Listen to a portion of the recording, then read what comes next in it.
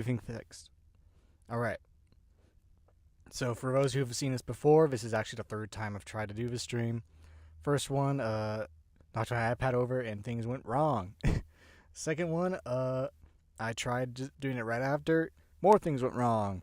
So what I did was I asked someone who wouldn't break it, and they just said, "Oh, it's a little, the back of it's falling off right here." He just popped it back in real quick, and I was like, "Oh my god, we're back in business." All right, let me share this around real quick for everyone.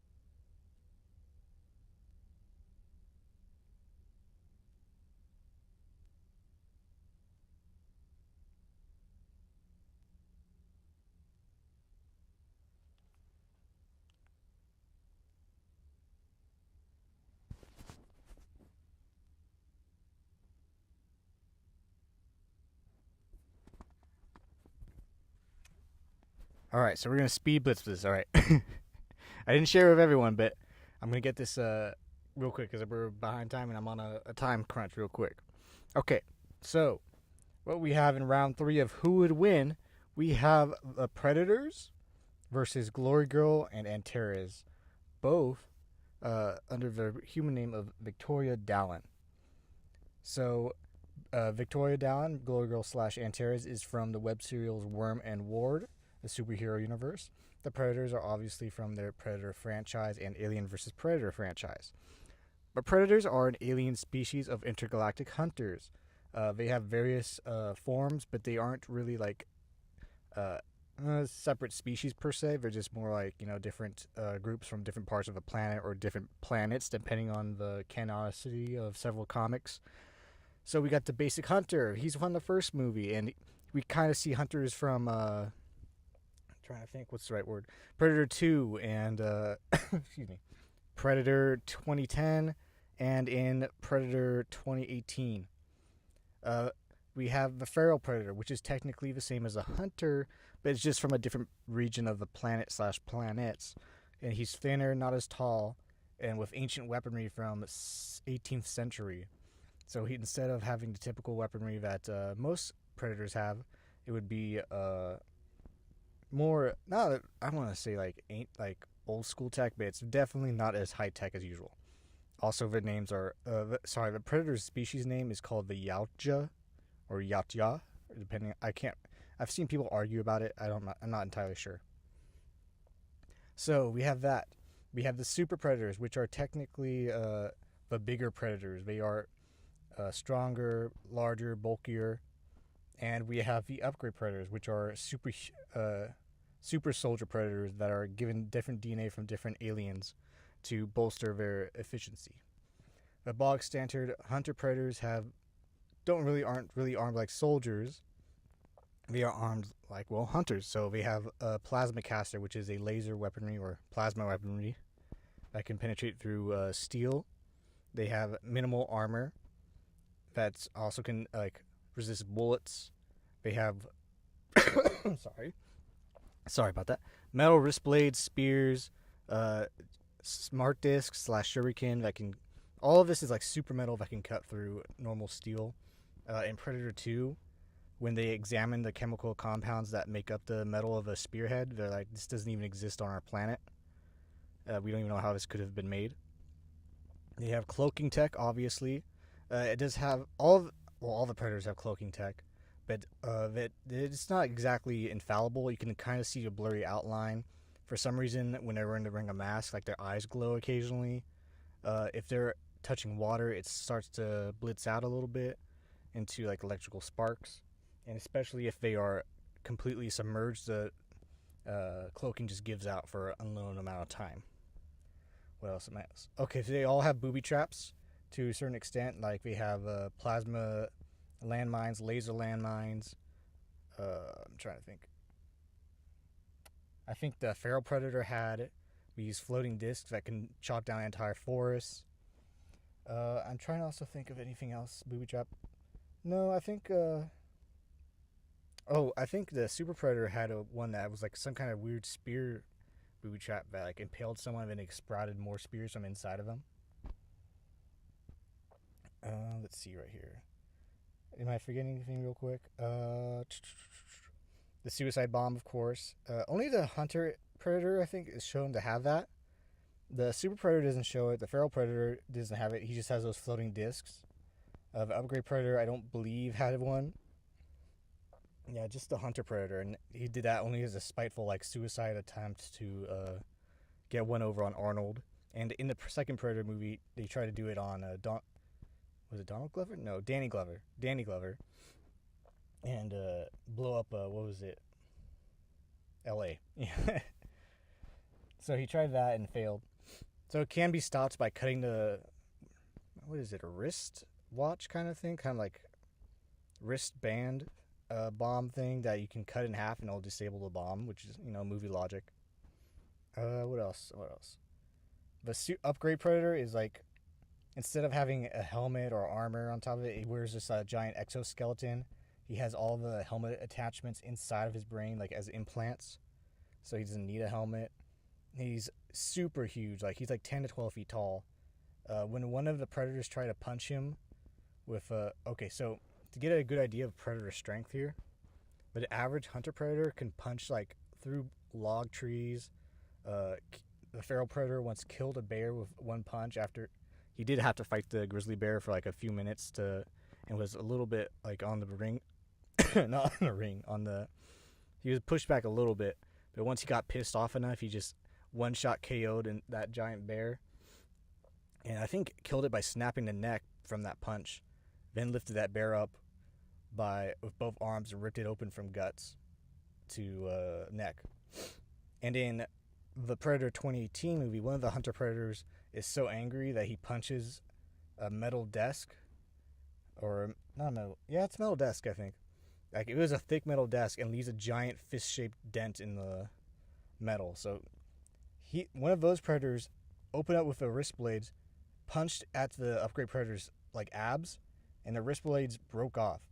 The upgrade predator then proceeded to, I think, headbutt the mask off of the normal hunter predator. And I'm not talking like, it fell off. It shattered to bits, then caved in the hunter predator's skull with one punch. I think he also broke his arm, but you know what? That's just good. I'm just like restating the obvious here. The upgrade predator is like on an entirely different level of OP. Am I forgetting anything? No, I think I'm good. It's okay. So that's a broad overview. We'll discuss specifics in a second, but we're just gonna move because I already covered all that in the previous stream. Sorry, so I'm kind of flying by the seat of my pants and going through. All right, so for Glorygirl. Glorygirl is a 2011 iteration of Victoria Dallon. Just 1 second, let me adjust my screen. There we go. So Victoria Dallon in 2011 is Glorygirl. She's been a cape for around 3 years-ish.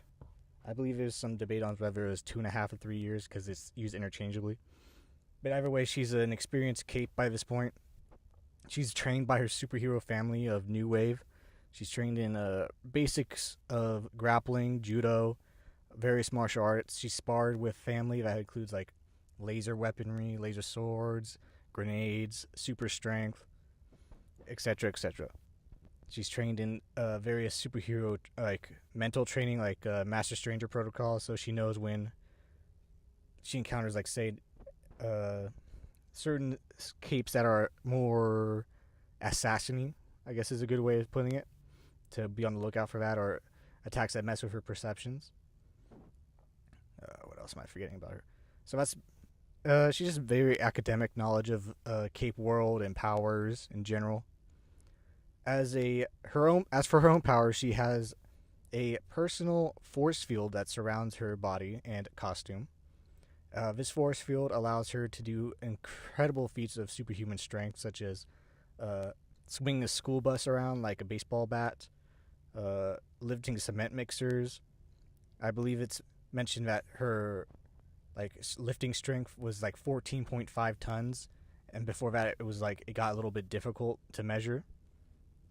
Her striking strength is a little bit unknown at this point because we don't actually see her use her full strength to hit anything until Ward, and by then she's stronger. But as Glorygirl in Brockton Bay in 2011, a simple half-hearted kick can send a dumpster flying 30 or 40 feet away, and just absolutely demolish some guy that was clipped by it. Absolutely destroyed his entire inside of his body, fractured all of his bones, and I think had internal massive bleeding. He would have died. But he was a Nazi, so we don't care. We don't see much of her strength at this point, besides casually cracking ground. A single finger poke can shove a person against a wall. Am I forgetting anything? She easily flies through glass and craters ground from landing. Oh, and she can fly to speeds of around 80 miles per hour at her top speed. Her casual speed is 45 miles per hour, and that's not even her trying. What else am I forgetting right here? Force field, it means that things don't stick to her, so glass. It's kind of like how water slicks off of glass, but instead of water, it can be acid, bugs, dirt, wind, heat, cold, laser weaponry, all that stuff. It can block bullets, it can block explosives, it can block punches, etc., etc. She has an aura around her that she can control. So from what we've learned later, the aura extends up to 100 feet around her, and it's weaker the farther away you are. But it can bypass all obstacles. So you could be inside of a building, and she can be outside of it, and she can just blast out her aura, and you'd immediately know, oh, shit, Glorygirl's here. And you can, tell where her general direction is. Let's see. It's strong enough to briefly stun people. It's not like a, mind control, but it's more like an emotional slap or punch. And certain people can be stunned and paralyzed depending on how it works, or how hard it hit. Taylor's different because there's a theory that I have that since her aura can also affect bugs, and Taylor Hebert / Skitter controls bugs, that this is actually her influencing Taylor multiple times via her swarm. That's my theory. So, but she can also use it to stun people who are already terrified of her, and it increases its power.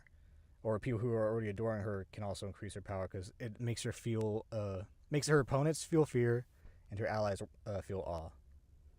That's the broad stroke from it. Her force field does have a weakness.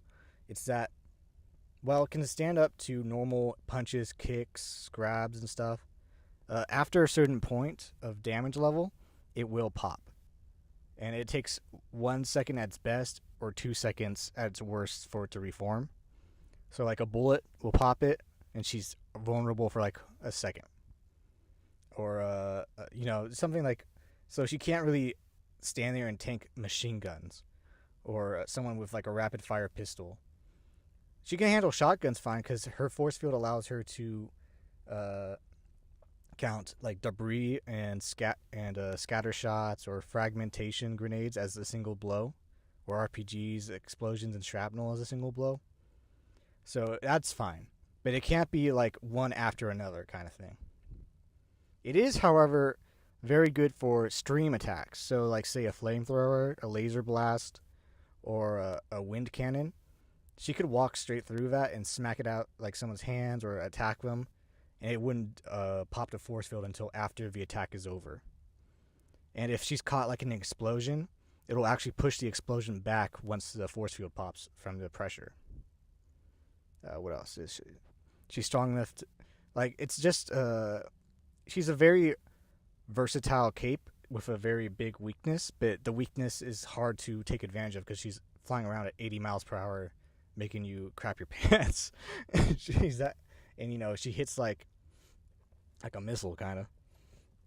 Oh, just one second. Let me turn on the fan here. It's getting a little hot.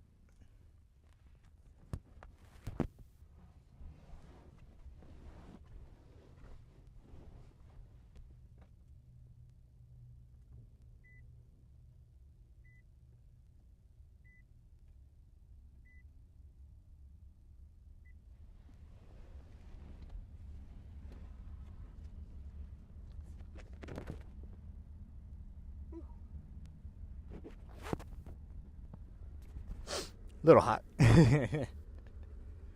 Alright, how are we doing for time? Alright, pretty good. Pretty good. Alright, so, Antares. Antares is Victoria Dallon, what was it? I'm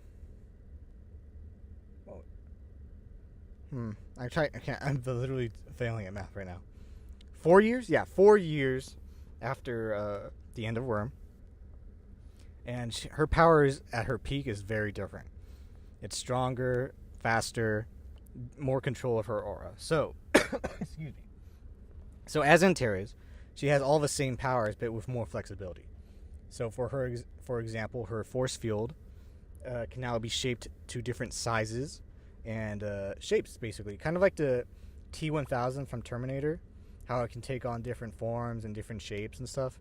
She can do that, but like summon limbs from different locations, heads and stuff, legs. She can shape it into a giant cocoon around her to carry people around.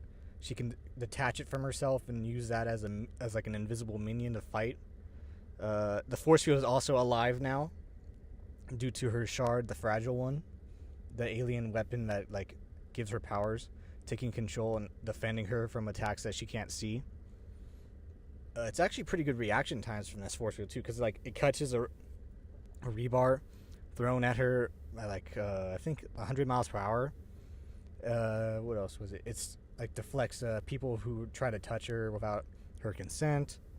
It's very strong power. People who try to punch her tend to get their legs and arms broken because it swipes back first. And what else am I thinking about? Difference about the force field. Oh, she can spin it around her to create like a giant tornado. Well, not really a tornado, but like a giant vortex. That's the word, vortex, around her to push away dust, debris, gas. Not that she has to worry about it, because I forgot to mention it before, but her force field defends her against toxins, poisons, gas. Probably lack of air too, but we never see her use it underwater. But it does filter out the air for her. What was I thinking? Yes, so her flight speed has picked up. Instead of 80 miles per hour, it now goes like at least well over 100 miles per hour, because when she was tracking a kid on a train, she mentioned that it was going well over 100 miles per hour, but she was keeping pace with it. So I generally put that at like 150 to 200 miles per hour, but 150 sounds good to me. What else am I saying? Flight. She tends to use flight a lot more liberally in her martial arts style. I call it martial arts, but I guess it's more like street fighting style, because she's a dirty fighter. She'll spit in your eye. She'll bite.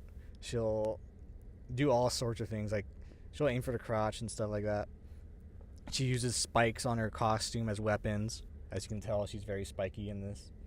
And you can kind of see hints of the force field right there. What else am I forgetting here? With her flight. Oh, yes. So as she uses it for impacts, so imagine her going at you like 100 miles per hour with a flying knee, and it's just a metal brace hitting you in the face. She's done that to multiple opponents. She uses it so that if someone tries to like grapple her and toss her aside, she like Uno reverse cards them and like has them flip over, or pulls them up into the air with her, or slams them to the ground when they try to throw her. She has more control of her aura. Actually, you know what? No. Before that, we'll go back into the force field. The force field has more strength feats. So we see her match the strength of a giant mecha the size of an airplane. We see her match another mecha that can bust through houses.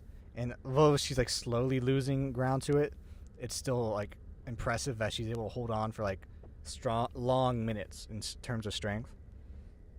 What else? Oh, she tips over 18-wheelers. She throws trucks at like supersonic speeds. She throws coins at like Mach 5 or something. Okay, so Mythbusters proved that Mach 3 coins can't pierce the human skull, and like it wouldn't be fatal. She throws pocket chains so hard that it not only kills a person, it kills a giant mutated version of herself with like multiple organs and larger skulls and stuff, and it just absolutely obliterates the corpse. What else is it? So she can move her force field limbs very fast. Like she tears apart a bug the size of a monster truck into pieces, and before the pieces hit the ground, she's already moving to a different swarm, killing that swarm. And before that swarm is dead, she's still moving. She's moving across the battlefield before her body parts hit the ground. Her aura, yes, back to her aura. Her aura is more flexible now. She can control multiple emotions. She can do fear, awe, hatred, anger, love, compassion, patience, acceptance, etc., etc. The only downside is that she has to experience the memories that invoke these emotions first. So if she wants to make someone feel sad, she has to think of a sad memory and experience that too. Ditto of anger, fear, etc. Okay. She has more awareness of its control, so it's larger than 100 feet now. I think it's like double its range. It's been a while. I remember it feeling like an entire community center. It was huge. She can... Oh, yes. So she knows that she can amplify... if you touch her with her aura, or if she hits you with her fist, with her aura, etc., it actually, like, emotionally hurts. Like, when you, like, get hit with it, like, it strikes to the core of yourself, and you actually flinch back like you're burned. One character who was, like... Sorry. Excuse me. One character describes it as, like, being under the glare of the sun, like, burning your skin, but emotionally. And when they were stuck around her as she's blasting her aura, like, he was, like, closely, like, feeling like he was going insane because he just constant pain in his emotional core. So don't, bad times. Bad times for that. Am I forgetting anything? Force field, I already got the force field can detach itself. Oh, she has more equipment now. So she wears armor that's some steel titanium mix created by another superhero. It's pretty strong armor. It's bullet resistant. She has a bullet resistant gold mask that you don't see here. But she has that. Trying to think of it. She has steel spikes that she uses as weapons as usual. First aid kits. The armor is actually so tough that a laser beam that she had. Okay, so she made a quick Van Brace buckler shield, and it's the same material as her armor. And it was so tough that a laser beam couldn't melt this metal, even despite like her using it primarily as a shield along with her knee armor. So it was like she. Excuse me. Wow, when am I gonna get over this cough? I feel so bad for people watching my stream wondering what's going on. Let me get real quick. Make sure.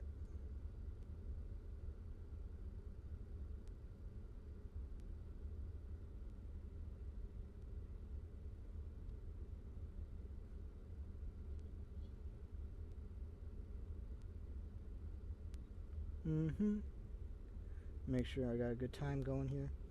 All right.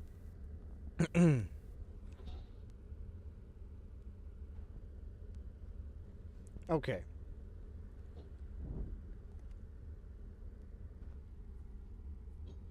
Lillian. Oh. Lillian, I just saw your username. It's making me laugh again. Lillian KTM. I know what that means.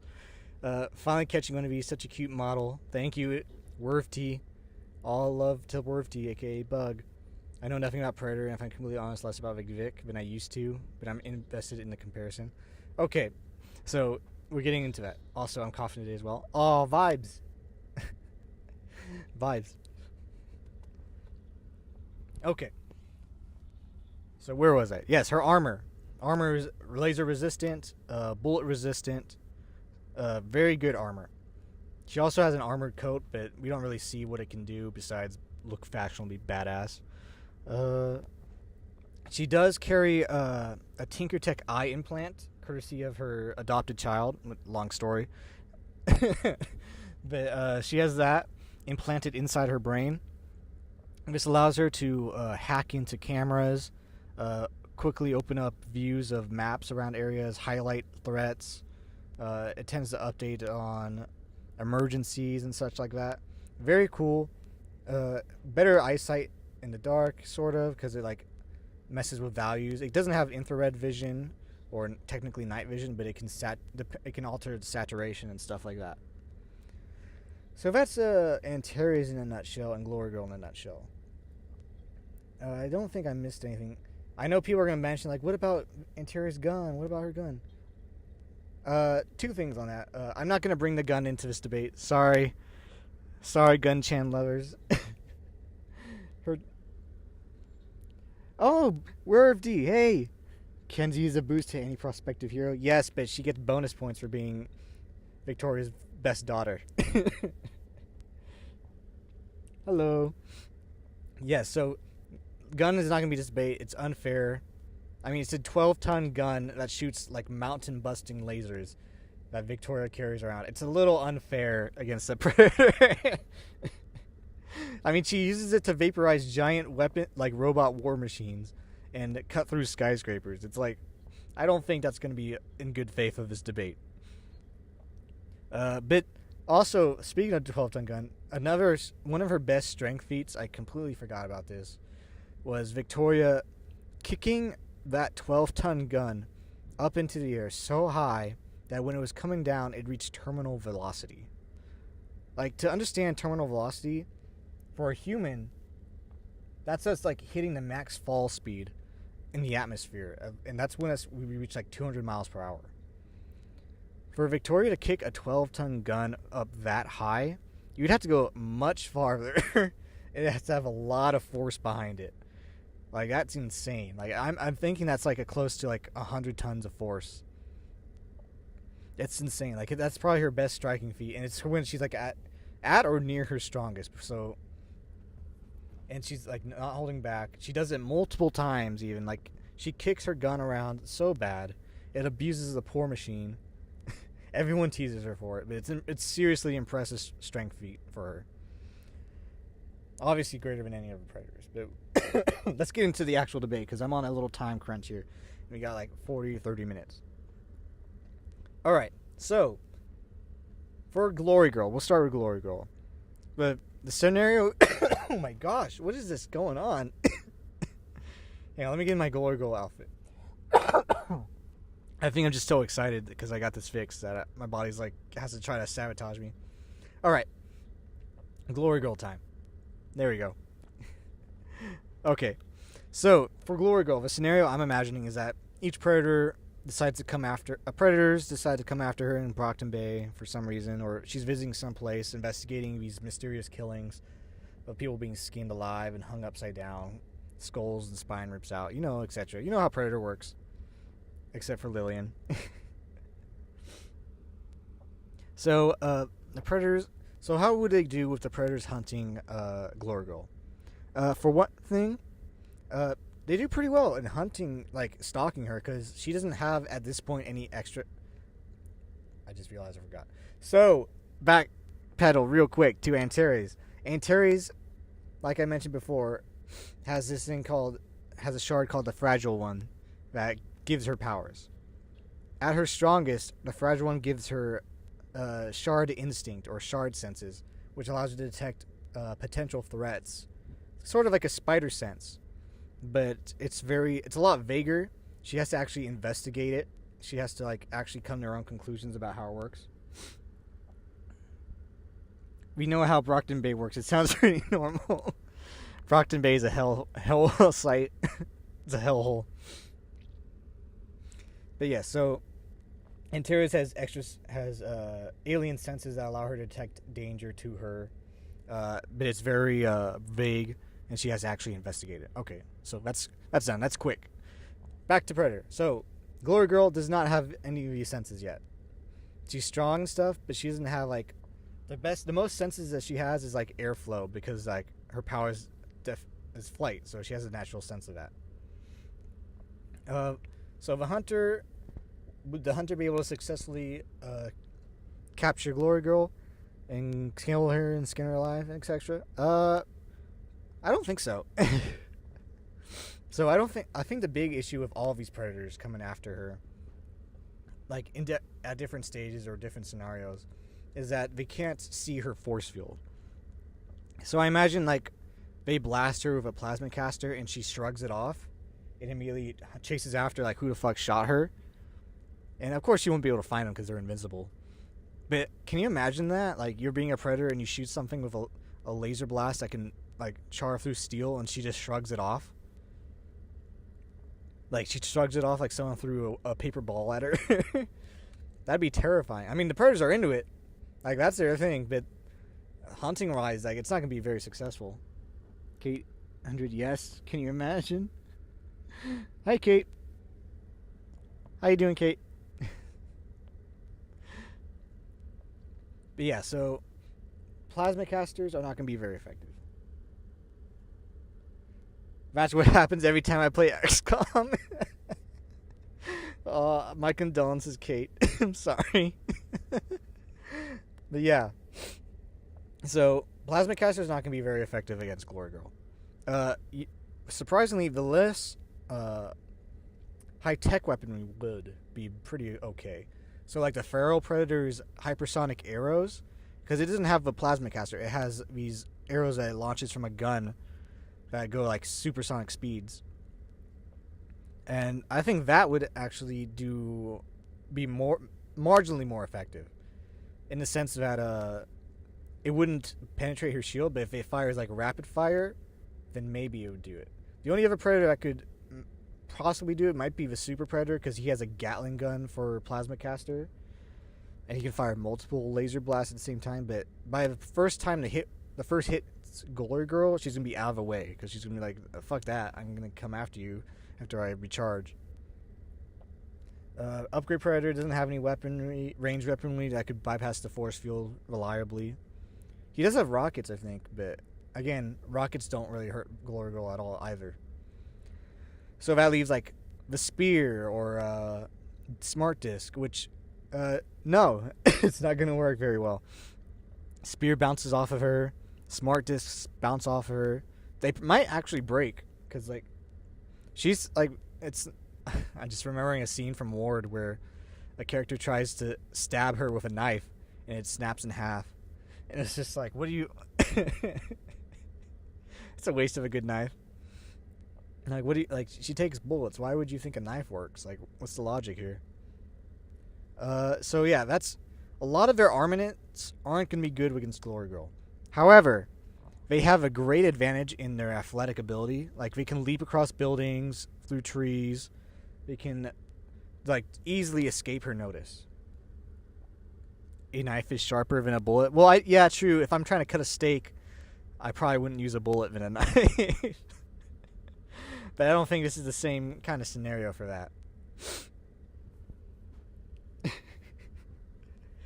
But yes.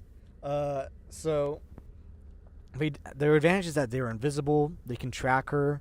They can stalk her, and... Like, there's not much she can actually do by herself. Like, because that's what this scenario is. Like, there's no support. She doesn't have her team. She doesn't have her family. So, could they stalk her and maybe find a weakness? Maybe. We don't tend to use poison or gas or anything like that. I could imagine them booby-trapping, like, her room or house, like, with laser mines. But all that's going to do is piss her off, because, like, she emerges from the rubble, like, what the fuck? Oh, okay. There's a scene in AVP where one guy's like walking down a hallway and like a noose wraps around his neck like razor wire and lifts him up into the air by the predators. I'm imagining imagining them trying that with Glorygirl. Like she's just hanging around like at like school, walking down the hallway, and she walks into like a razor wire that tries to pull her up, and it just snaps. She doesn't even notice. That'd be pretty funny. Or it gets stuck on her tiara. But yeah, so hunting her is going to be a pain in the ass because even if she can't hunt him back, like, what are they going to exactly do? Like, we'd have to get extremely lucky with getting her. Oh, that happened to me back in high school. Kate, what happened in your high school where the predator tried to razor wire you? What's the story there? That's more interesting than this stream. What the heck, Kate? Just drop that on us. Okay, so what can the predators do? So, would they try to match her in combat? Yeah, a few of them might. I can imagine shaking my head. So, Hunter, Super, Feral would be the types of thing that they could try to fight her mano a mano. Obviously, this ends up in a dead reptile alien. Like, the predators are tough. Like, they could probably tank one hit from a non-serious Glorygirl. Like, because they've tanked bullets, shotgun blasts, explosions, etc. I think the feral predator got shot in the back of the head and recovered. He's taken multiple musket shots and stuff. Super predator, I think, took like 250 cals to the gut before he was like not even dead, but he was slowly dying. Hunter predator needed to be crushed by a log. Well, not that impressive, but you know. So they could probably take one non-serious hit from Glorygirl if she finds them, or if they challenge her. After that, they're done. like I said, she can swing a bus like a baseball bat. She's gonna absolutely demolish him. Even the upgrade predator, who probably could like manhandle all three of these other predators by himself. Even he might be able to take one serious hit from Glorygirl, like get sent flying through a building and come back unscathed for the most part, except for his armor being damaged. But the thing is, Glorygirl can keep hitting him. Like, what is he gonna do? He's being punked by some 17-year-old girl. Like, even if he keeps getting back up, she can just keep wailing on him and driving him to the ground like a fence post. Like, what is his plan? No, but now. So I'm saying all of that this all requires them challenging her, or her finding them by accident, which isn't likely because she's not a great tracker. They're hunters. They'll probably try to do something sneaky, like more booby traps, or they might just get lucky and kill her by accident with her force field being down. However, that's just one-on-one. If it's all four of them working together with their attack and stuff and planning ahead of time and dogpiling her or ambushing her, good odds of them getting a strong hit on Glorygirl that kills her. At least maybe 2 or 3 of them might die, probably the Hunter and Feral. But if they get her in a boxed in, constantly having to dodge laser blasts, arrows, trip mines and stuff like that, and maybe the upgrade predator serving as the muscle and tank, I could see it. It would be tough, but I could see it. If Victoria doesn't zoom out of there, I imagine maybe they have human bait to keep her around. It took the Siberian for her to leave, and she Victoria's Glorygirl here didn't have any problem fighting at least 5 of bitch's mutant dogs that were the size of rhinos. What about the Thinker 1 power? Surely she couldn't be ambushed with that. She predator species forming a D&D party. Boss raid on Glorygirl. So the Thinker 1 power joke is that at one point Victoria is flying above and tracking the fight and spying on people, and since she's so high in the clouds no one can see her. So she's like, oh, this is thanks to my faux Thinker 1 power. I'm able to like watch and evaluate the battlefield and gain intelligence. And everyone's like cracking on everywhere. It's such a, you know what? It's not fair because she's right. Someone spying on you like a drone is an asset. Think of powers when you can think. Hey, how many of us can fly and give up-to-date information on the battlefield? Come on. The best irony is that she does get a thinker power. Like, to put security cameras, I'm a thinker 1. Well, if you can, like, be in multiple places, yeah. This is not equivalent, alright? Kate? Alright, that's not equivalent. The irony is that she does get that Thinker 1 power later with Fragile 1. Okay, but anyways, yes. Glorygirl, can she be hunted by one predator at a time? No, she probably does not die, but they probably could get lucky in killing her and hunting her, but not likely. Altogether, can they kill her? Probably, if they box her in with a hostage and make sure she can't leave. If she leaves, she can live to fight another day. Thinker 1 because I have a gaming laptop. That's better than me, alright? Wow. That's messed up, Worthy. It's kind of abusive. You know how much I wanted a laptop? A gaming laptop that worked? I'd appreciate that. Alright, so, verdict, 50-50. I'll give it 50-50 in terms of Victoria versus the entire Predator D&D party. Now for Antares. So, for her... Yeah. Different story entirely. The Predators are fucked. They are screwed. Absolutely done. Dunzo. Because you know that camera implant that she has in her brain? It can track invisible opponents. We see it in the Arc 20 of Ward. It highlights her own force field and like gives her up-to-date information on it. So imagine now that, like, I'm not even going to pretend that one of them can do it by itself.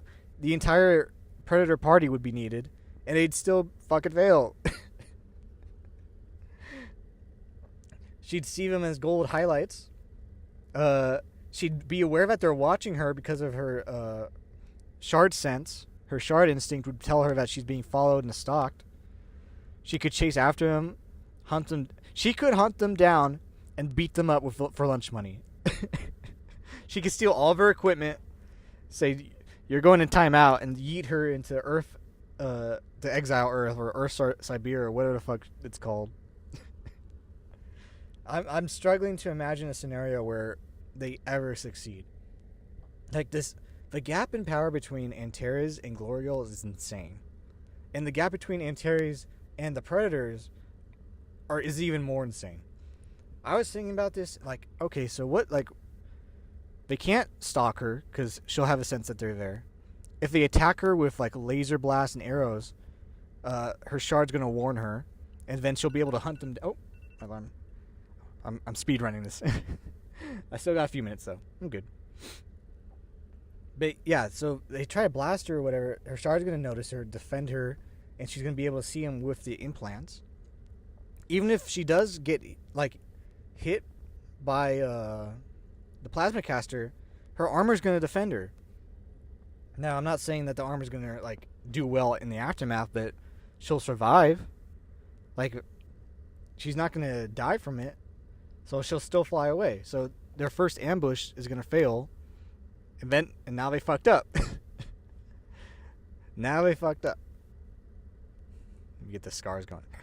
Now they fucked up. They got an angry Antares going on, and they... Oh my gosh. So, to put in perspective, Victoria is so strong by the end of the series that you could have an entire Cape team trying to fight her and kill her, and she'd win.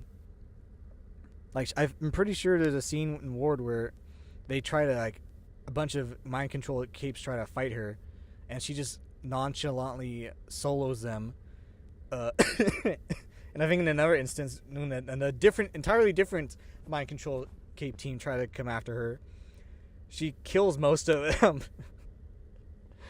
She fills them all with holes from hypersonic rubble. Like, whatever. Now imagine the fucking Predator team being hunted down by this woman who's like flying into the atmosphere, tracking them from thousands of feet in the air, and dive bombing them at like 300 miles per hour, because, 200 miles per hour plus her top speed of like 150. 350 miles per hour, she's coming at you with a giant force field spinning. She's a fucking missile. She obliterates the Predators, turns them into red mush and gibbets, fleshy bits. The only one that would survive is the upgrade Predator. And like, I survive, I mean Victoria has to actually work a little bit to break him into pretzel bits. He breaks him like a Kit Kat bar. Like satisfying crunches. Like at most, she keeps him alive. Rips them of their technology, cripples them, breaks their arm and stuff. Upgrade Predator probably has to have like every bone in his body broken for him to be crippled. So he's tough. But she kicked a fucking 12-ton cannon into the upper atmosphere. Like, what am I... At least when I did Skitter and Weaver versus the Xenomorphs, I could plausibly say, oh yeah, the Xenomorphs, they have some options going for them. Like, this is when I first did this, I was rereading stuff, I was like thinking, okay, yeah, the Predators would be cool for her to fight. Like, it's thematic that Taylor had to do the Xenomorphs, Victoria does the Predators. And now I'm like, in retrospect, I'm thinking, oh my god, I'm abusing these poor alien hunters. These poor alien hillbillies who hunt animals. They're colonizers, these British assholes. Oh, I'm sure everyone's wondering, like, Tom, are you exaggerating? Like, I know you're a Victoria stan. You got the VicTuber set up. Like, maybe you're no, I'm not. I mentioned it before. She flips 18-wheel trucks. She literally overpowered a airplane-sized robot. They're getting thrown into the dumpster for sure. They're just gonna be a slurry in the dumpster, Predator, green slurry, denying the Victoria. No, I'm not denying the Victoria stan allegations. I am a stan. I'm just recognizing that she's a fucking monster compared to these guys. I'm trying to imagine any scenario where these guys get to drop on her and succeed, and I can't. She's just literally built for kicking their asses. They each get a separate dumpster. She turns them into glow sticks from the blood they're going to be shedding. Oh yeah, if people who don't know, the glow stick joke is because they have green glowing blood. Tom is calling Victoria a monster. Victoria calls herself a monster. Hey, Victoria calls herself a monster. She said it derogatory. I'm saying it affectionately. Don't put that on me. Chat, don't clip that. Don't clip that, chat. I don't think anyone even knows how to clip in this chat, so I think I'm safe. Kenzie, don't clip it. Kenzie. I'm sorry, I'm laughing too hard at this. Is making my cough worse. Oh yeah, this is an Antares stomp. Oh, with Glorygirl there's a chance because a 17-year-old girl, sort of inexperienced when it comes to these kind of situations. She doesn't have as many options. It would need a lot of effort, but I could imagine the Predators getting the upper hand. Antares, come on, ain't no way. And I'm a Predator stan. I'm a Yautja fan. I'm a fan of their movies. I love their movies. Alien vs Predator. I'm on the side of the other guy of the Predators. I'm not trying to deny that the Predators are kick ass, It's just that Antares is built different. She's built wrong and built good at the same time. She's oh well. I think I'm gonna make it just in time for the stream. But final verdict of who would win. Number 3, Predators versus Glorygirl and Antares, aka Victoria Dallon. For Glorygirl, 50-50, depending on the scenario, especially if it's a group. Antares 100% stomp, crush, annihilated these predators. She's gonna turn them into a slurry. She's gonna take away all their tech and give them a lecture about the dangers of Tinker Tech. She's gonna tell them about how their actions represent the broader context of colonialism and how it's bad. She's gonna absolutely fucking kick their asses, 100%. All right, I think that's it for this stream. I'm glad I got everything fixed. I think this is gonna work out pretty well. I might change the schedules from Tuesday, Thursdays to what was I saying? Monday, Wednesday, Fridays. But it depends. We'll have to see. But for now, chat, thank you for joining me. Au revoir. Congrats, Vic, #1 alien bully. Hey, her best friend and potential lover is an alien. All right? Let's get this clear.